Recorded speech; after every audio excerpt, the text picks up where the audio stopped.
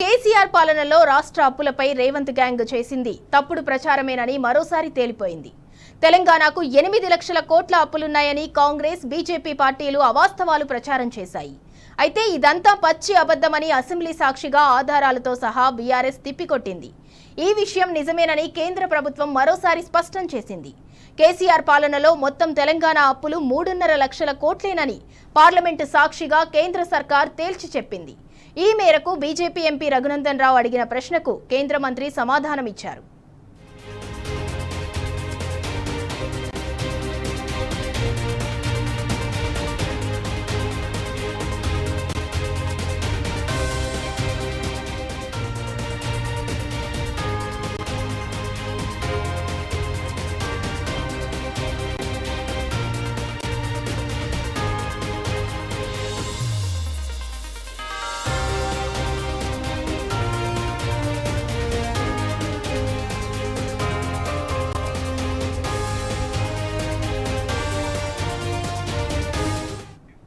కేసీఆర్ పాలనలో రాష్ట్ర అప్పులపై రేవంత్ గ్యాంగ్ చేసింది తప్పుడు ప్రచారమేనని మరోసారి తేలిపోయింది. తెలంగాణకు 8 లక్షల కోట్ల అప్పులున్నాయని కాంగ్రెస్, బీజేపీ పార్టీలు అవాస్తవాలు ప్రచారం చేశాయి.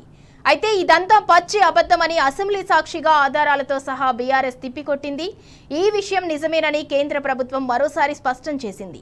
కేసీఆర్ పాలనలో మొత్తం తెలంగాణ అప్పులు 3.5 లక్షల కోట్లేనని పార్లమెంటు సాక్షిగా కేంద్ర సర్కార్ తేల్చి చెప్పింది. ఈ మేరకు బీజేపీ ఎంపీ రఘునందన్ రావు అడిగిన ప్రశ్నకు కేంద్ర మంత్రి సమాధానమిచ్చారు.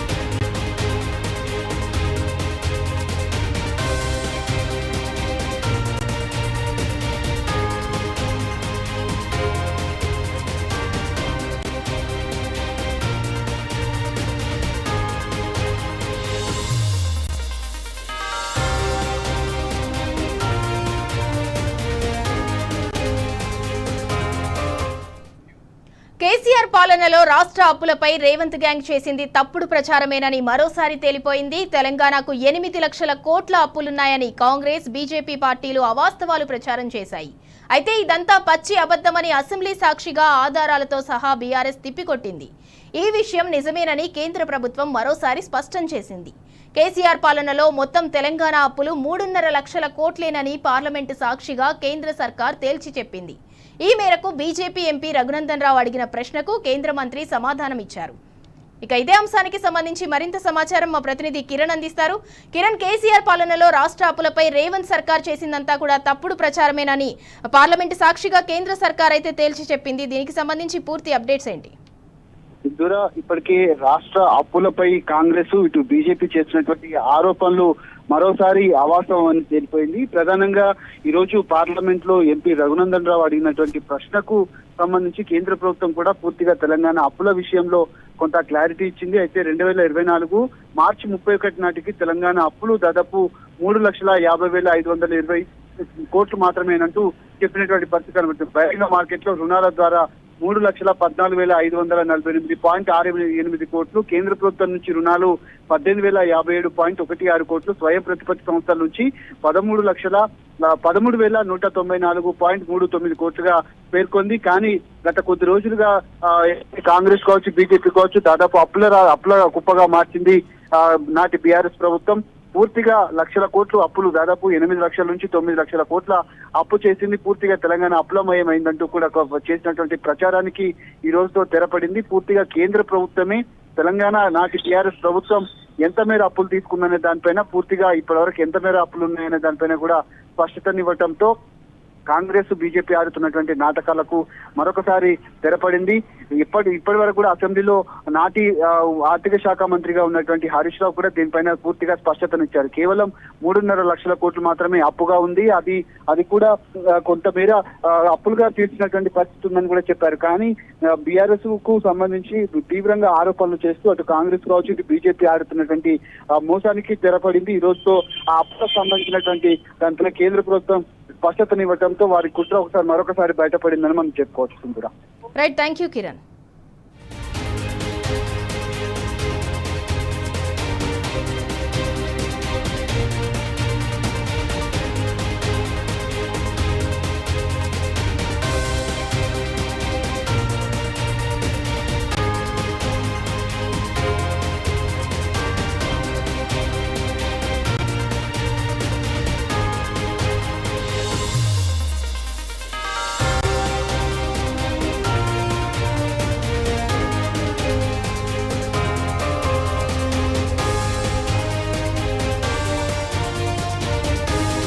కేసీఆర్ పాలనలో రాష్ట్ర అప్పులపై రేవంత్ గ్యాంగ్ చేసింది తప్పుడు ప్రచారమేనని మరోసారి తేలిపోయింది. తెలంగాణకు 8 లక్షల కోట్ల అప్పులున్నాయని కాంగ్రెస్ బీజేపీ పార్టీలు అవాస్తవాలు ప్రచారం చేశాయి. అయితే ఇదంతా పచ్చి అబద్ధమని అసెంబ్లీ సాక్షిగా ఆధారాలతో సహా బీఆర్ఎస్ తిప్పికొట్టింది. ఈ విషయం నిజమేనని కేంద్ర ప్రభుత్వం మరోసారి స్పష్టం చేసింది. కేసీఆర్ పాలనలో మొత్తం తెలంగాణ అప్పులు 3.5 లక్షల కోట్లేనని పార్లమెంటు సాక్షిగా కేంద్ర సర్కార్ తేల్చి చెప్పింది. ఈ మేరకు బీజేపీ ఎంపీ రఘునందన్ రావు అడిగిన ప్రశ్నకు కేంద్ర మంత్రి సమాధానమిచ్చారు.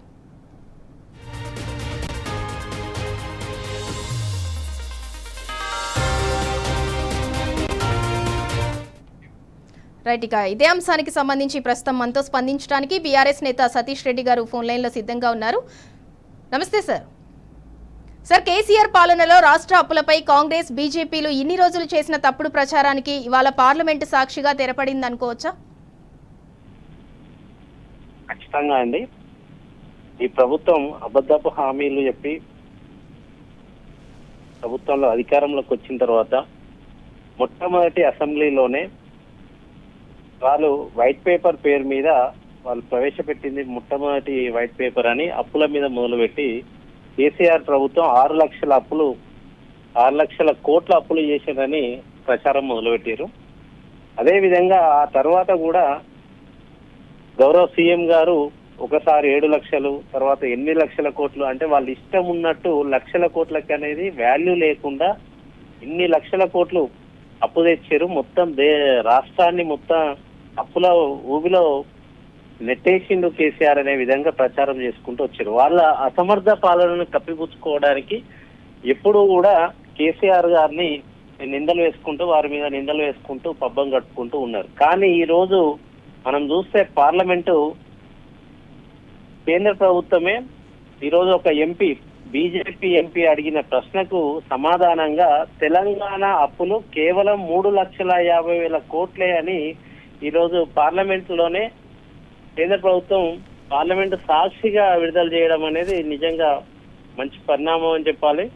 ఎందుకు అంటే కాంగ్రెస్ నాయకులు ఇక్కడ కాంగ్రెస్ ప్రభుత్వం రోజు చేస్తున్న అబద్ధపు ప్రచారానికి ఇది ఒక సమాధానంగా మనం చెప్పుకోవచ్చు. ఒక చెప్పు దెబ్బల మాదిరిగా ఈరోజు కేంద్ర ప్రభుత్వం తెలంగాణ ప్రభుత్వాన్ని సమాధానం చెప్పిందని చెప్పవచ్చు. ఈ రోజు చూస్తే మనం వారు ఇచ్చిన సమాధానంలో చూస్తే పార్లమెంట్ లో బీజేపీ ఎంపీ అడిగిన సమాధానానికి వాళ్ళు 2 క్వశ్చన్లు అడిగారు.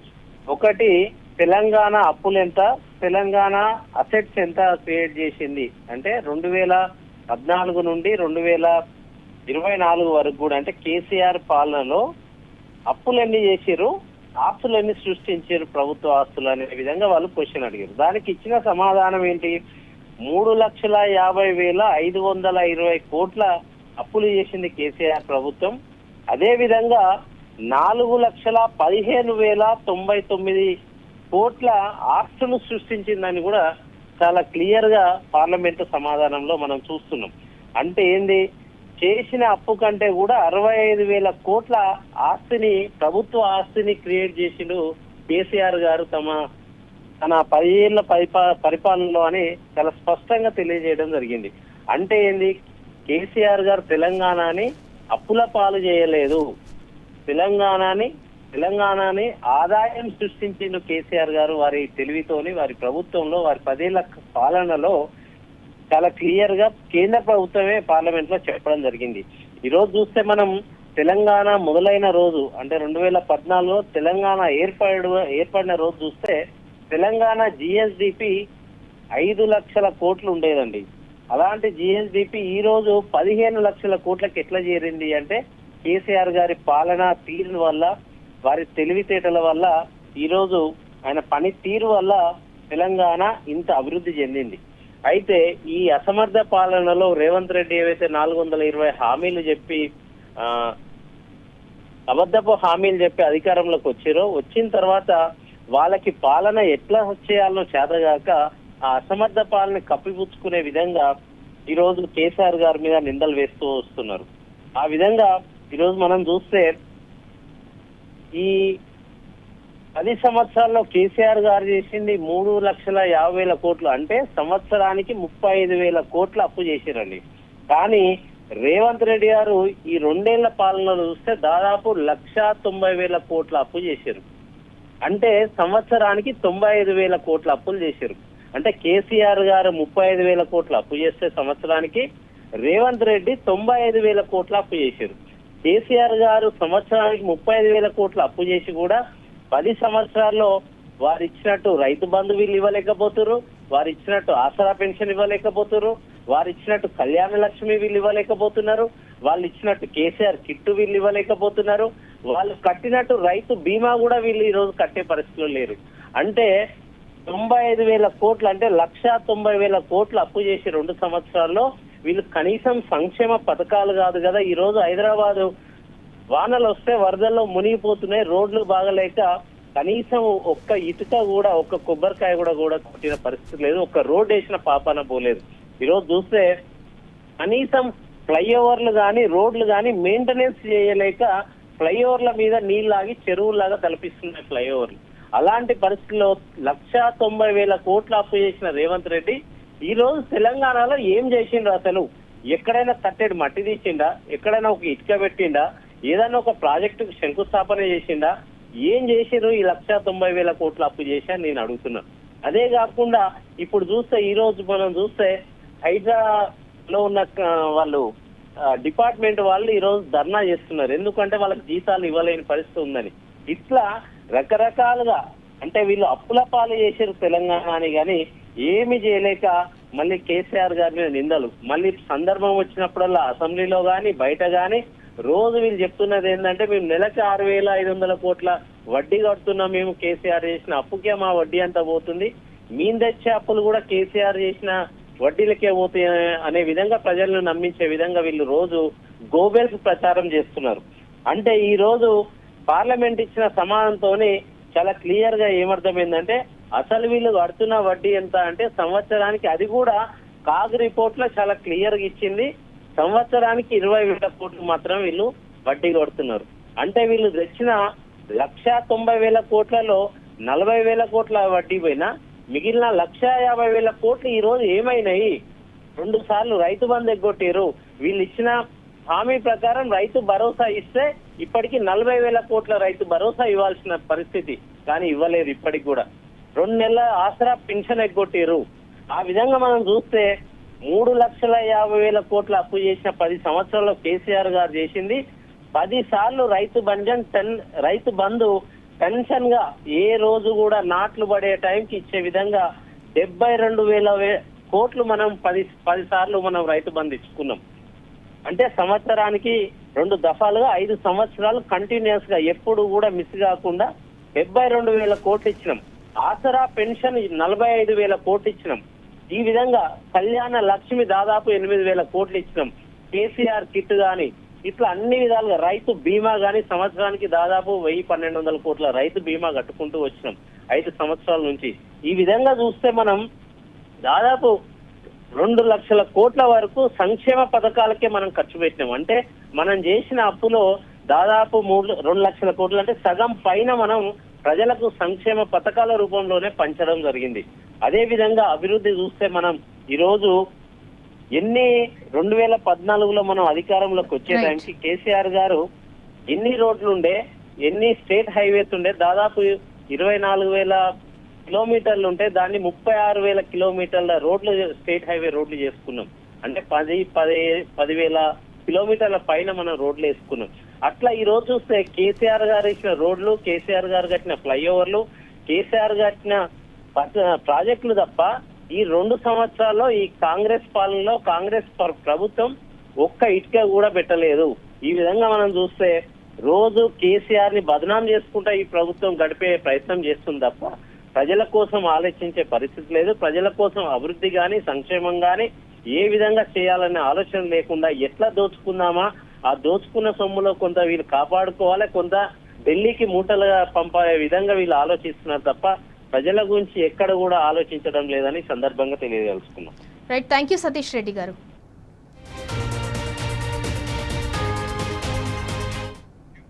కేసీఆర్ పాలనలో రాష్ట్ర అప్పులపై రేవంత్ గ్యాంగ్ చేసింది తప్పుడు ప్రచారమేనని మరోసారి తెలిపింది. ఇక ఇదే అంశానికి సంబంధించి ప్రస్తుతం మనతో స్పందించడానికి బీఆర్ఎస్ నేత దేవి ప్రసాద్ గారు ఫోన్ లైన్ లో సిద్ధంగా ఉన్నారు. నమస్తే సార్.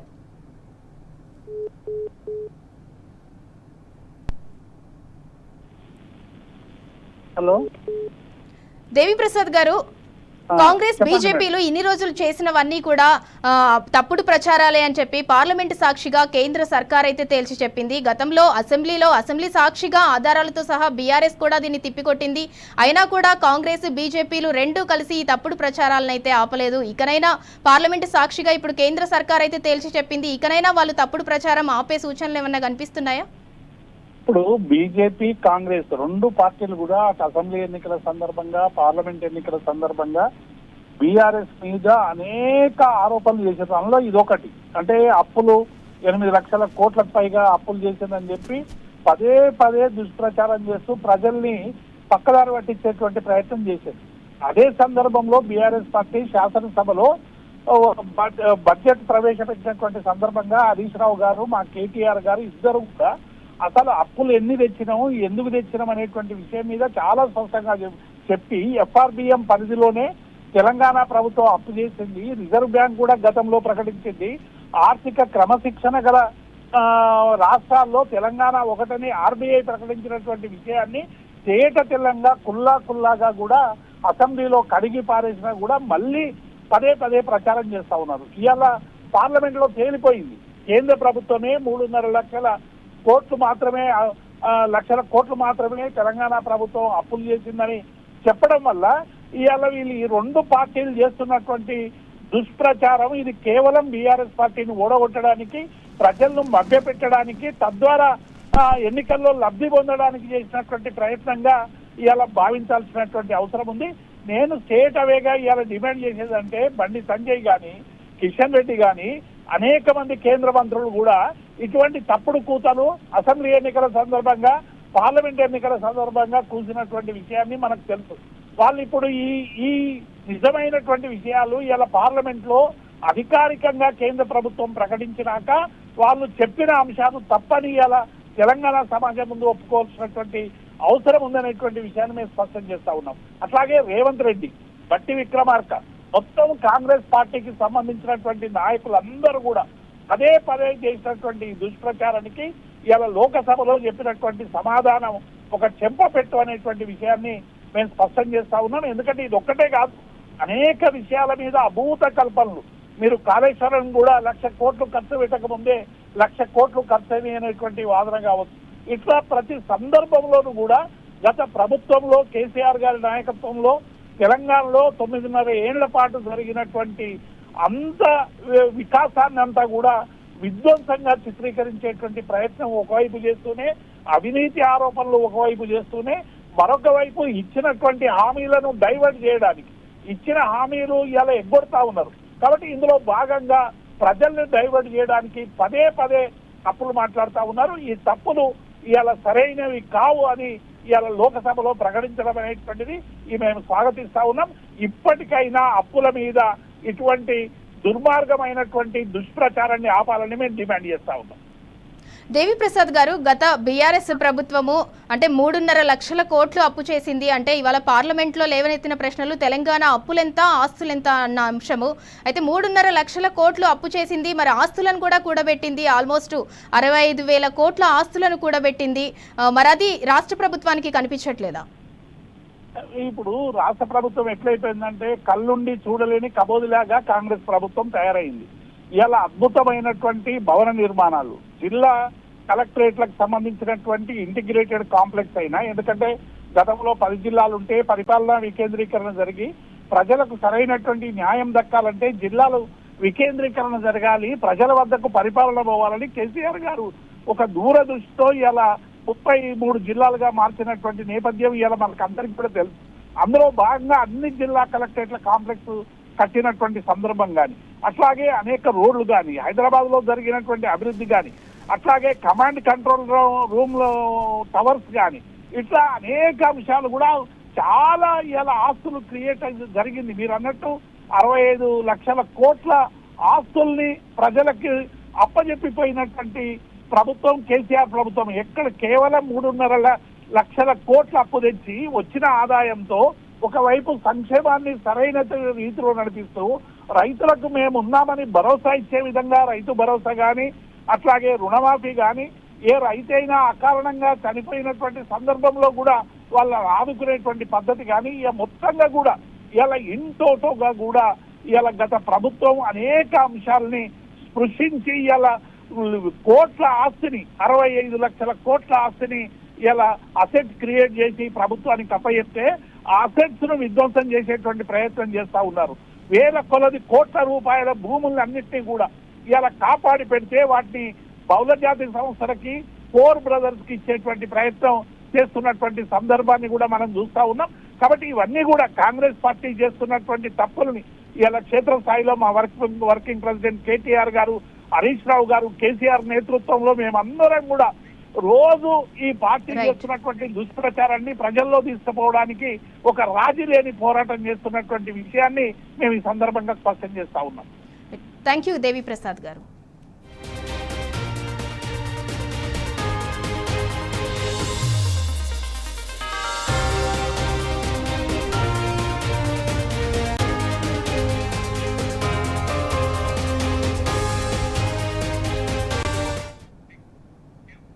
హైదరాబాద్ కు రెయిన్ అలర్ట్. సాయంత్రం 6:30 గంటల నుంచి రాత్రి 9 గంటల నడుమ పలు ప్రాంతాల్లో భారీ వర్షం పడే అవకాశం ఉంది.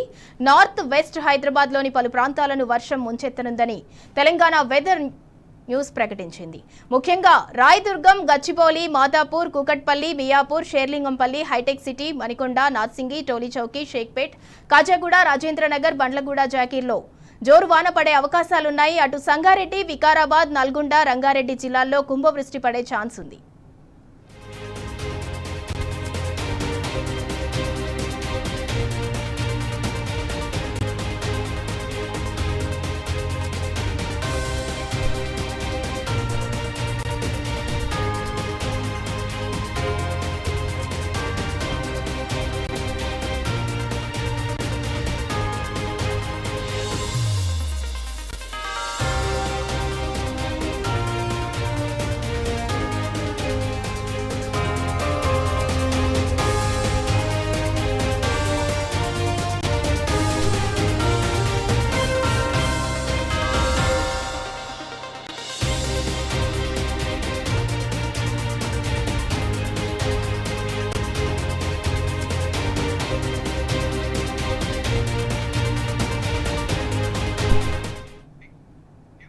ఇవి 360 degrees Telangana roundup updates. Keep watching T news.